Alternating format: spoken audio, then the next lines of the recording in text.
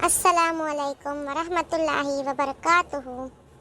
जनाब Babubhai सोपारीवाला girls primary school, कक्षा 8, विषय हिंदी।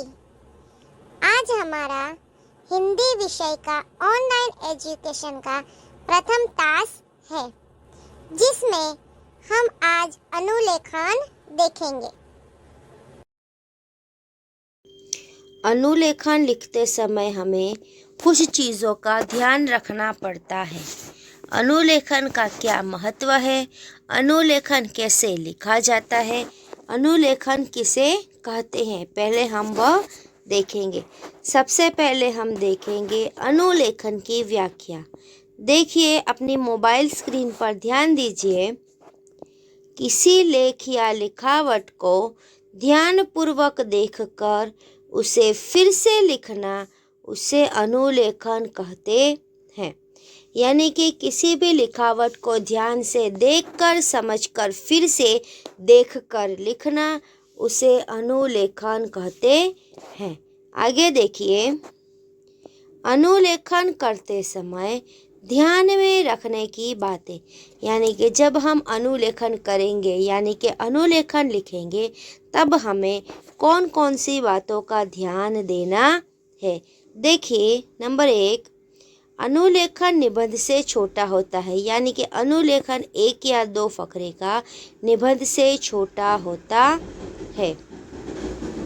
नंबर 2, अनुलेखन संपूर्ण देखकर ध्यानपूर्वक लिखना चाहिए, यानी अनुलेखन को हमें देखकर लिखना है, उसे देखकर हमें कॉपी करना है। लेकिन ध्यान रहे, लिखते समय हमें ध्यान से, बिल्कुल शांति से, सुंदर स्वच्छ अक्षर में जोड़नी का ध्यान रखते हुए लिखना है। अनुलेखन लिखते समय कौन से चिन्ह का उपयोग कहाँ होता है, यह खास ध्यान देना चाहिए। यानी कि अनुलेखन लिखते वक्त के समय हमें विराम चिन्हों का, यानी अल्प विराम, पूर्ण विराम, प्रश्नार्थ चिन्ह, उद्गार चिन्ह, अवतरण चिन्ह आदि का भी खास ध्यान रखना होता है कि कौन सा चिन्ह कहाँ लगेगा, उसका ध्यान रखते हुए लिखना है। अनुलेखन का महत्व, यानी अनुलेखन लिखने का महत्व क्या है, वो अब हम देखेंगे। अनुलेखन करने से हमारे हस्ताक्षर में सुधार आता है। हस्ताक्षर यानी हमारे अक्षर, जो हम अनुलेखन लिखते हैं तो उससे हमारे हस्ताक्षर यानी हमारे अक्षर में भी सुधार आता है, यानी कि उससे हमारे अक्षर भी सुधरते हैं। अनुलेखन करने से हमें विराम चिन्ह का ख्याल आता है। विराम चिन्ह यानी कि जोड़नी में आए हुए सभी चिन्हों का, यानी कि प्रश्नार्थ चिन्ह, अल्प विराम, पूर्ण विराम, अवतरण चिन्ह आदि का भी हमें ख्याल आता है और हमें समझ में भी आता है कि कौन सा चिन्ह कहाँ लगेगा, हमें कहाँ कौन सा चिन्ह लगाना चाहिए। तो चलिए अब हम हमारा अनुलेखन लिखेंगे। सबसे पहले आप अपनी हिंदी की कॉपी में ऊपर बीच में हेडिंग लिखेंगे अनुलेखन, जैसे कि अभी आपकी मोबाइल स्क्रीन पर आपको दिखाई दे रहा है। अब हम लिखने की शुरुआत करेंगे। सबसे पहले हम क्या करेंगे, हम फ़करा बनाएंगे। फ़करा कैसे बनाते हैं वो तो आप सभी को पता है, फिर भी मैं दोहरा देती हूँ। हम नई लिटी में आगे थोड़ी जगह छोड़ेंगे। तो अब आप सब मेरे साथ साथ लिखिए। कैसे लिखेंगे, सुंदर स्वच्छ अक्षर में जोड़नी का और चिन्हों का खास ध्यान रखते हुए लिखिए मेरे साथ। भगवान बड़े प्रसन्न हुए और कहने लगे, अल्पविराम, डबल अवतरण चिन्ह में लिखिए, तुम बड़े नेक हो, अल्पविराम, मैं यह जानता हूँ, पूर्ण विराम, अब तुम्हें जो चाहिए वह वरदान मांगो, पूर्ण विराम, लेकिन ठहरो, अल्प विराम, क्या यह ठीक नहीं रहेगा कि इस मामले में तुम पहले अपनी घरवाली से भी सलाह कर लो। अल्पविराम, क्योंकि दिया हुआ वरदान बाद में बदला नहीं जा सकता। पूर्ण विराम। अवतरण, डबल अवतरण चिन्ह पूर्ण कीजिए। हमारे अनुलेखन का यह पहला फकरा पूर्ण हुआ। मैं फिर से एक बार दोहरा रही हूँ यही फकरे को, आप ध्यान से देखिए। देखिए, भगवान बड़े प्रसन्न हुए और कहने लगे, अल्पविराम, डबल अवतरण चिन्ह में लिखिए, तुम बड़े नेक हो।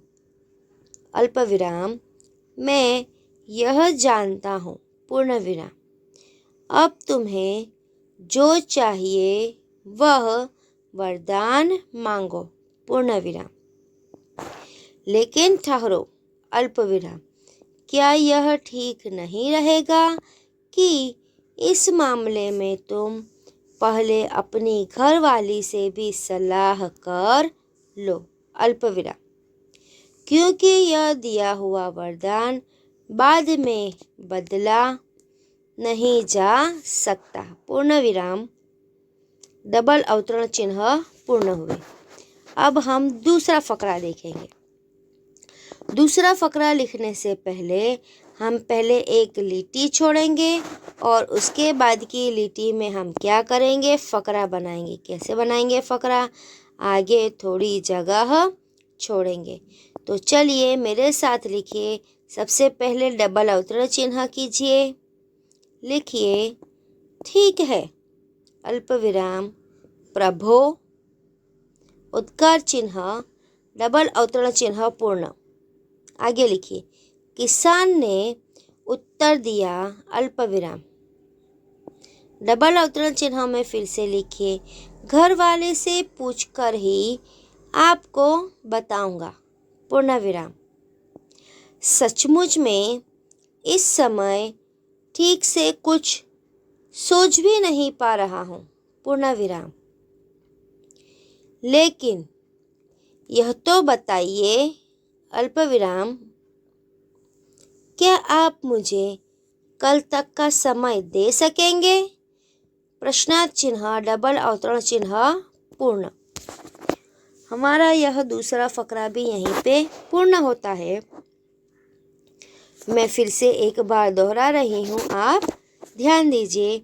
डबल अवतरण चिन्ह में लिखिए, ठीक है। अल्पविराम, प्रभो, उद्गार चिन्ह, डबल अवतरण चिन्ह पूर्ण। किसान ने उत्तर दिया। अल्पविराम, डबल अवतरण चिन्ह में घरवाली से पूछकर ही आपको बताऊंगा। पूर्ण विराम। सचमुच मैं इस समय ठीक से कुछ सोच भी नहीं पा रहा हूँ। पूर्ण विराम।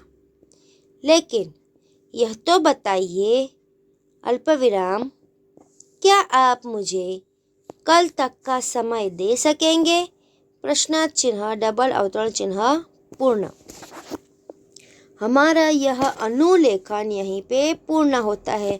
आपको सुंदर स्वच्छ अक्षर में जोड़ने का खास ध्यान रखते हुए और चिन्हों का खास ध्यान रखते हुए अपनी हिंदी की कॉपी में एक बार लिखना है। धन्यवाद।